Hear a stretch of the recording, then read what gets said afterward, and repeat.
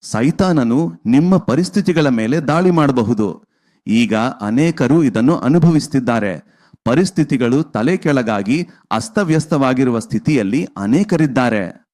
ಅರ್ಥವಾಗದ ಪರಿಸ್ಥಿತಿಯಲ್ಲಿ ಅನೇಕ ವಿಶ್ವಾಸಿಗಳಿದ್ದಾರೆ. ಸೈತಾನನು ನಿಮ್ಮ ಪರಿಸ್ಥಿತಿಗಳ ಮೇಲೆ ದಾಳಿ ಮಾಡಬಹುದು. ಮನುಷ್ಯರು ನಿಮ್ಮ ಅಭಿವೃದ್ಧಿಯನ್ನು ತಡೆಯಬಹುದು. ಸರ್ಕಾರಗಳು ನಿಮ್ಮ ಸ್ವಾತಂತ್ರ್ಯವನ್ನ ಮಿತಿಗೊಳಿಸಬಹುದು. ಅಂದ್ರೆ ನಿಮಗೆ ಮಾತನಾಡುವ ಸ್ವಾತಂತ್ರ್ಯ ಕೂಡ ಹೇಳಿ ಮಿತಿಗೊಳಿಸಬಹುದು, ಲಿಮಿಟ್ ಮಾಡಬಹುದು. ಕುಟುಂಬದ ಸದಸ್ಯರು ನಿಮ್ಮನ್ನ ತಿರಸ್ಕರಿಸಬಹುದು.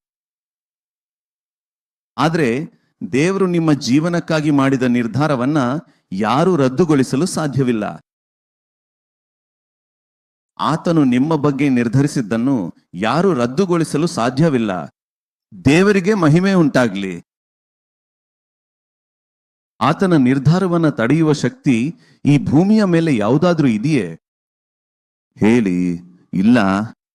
ಯಾವುದನ್ನಾದ್ರೂ ನಿಮ್ಗಾಗಿ ತಲೆ ಕೆಳಗು ಮಾಡಬಲ್ಲ ದೇವರು ನಿಮ್ಮ ತಂದೆ ಆಗಿದ್ದಾನೆ, ನಿಮ್ಮ ಸ್ನೇಹಿತನಾಗಿದ್ದಾನೆ, ನಿಮ್ಮ ರಕ್ಷಕನಾಗಿ ವಿಮೋಚಕನಾಗಿದ್ದಾನೆ.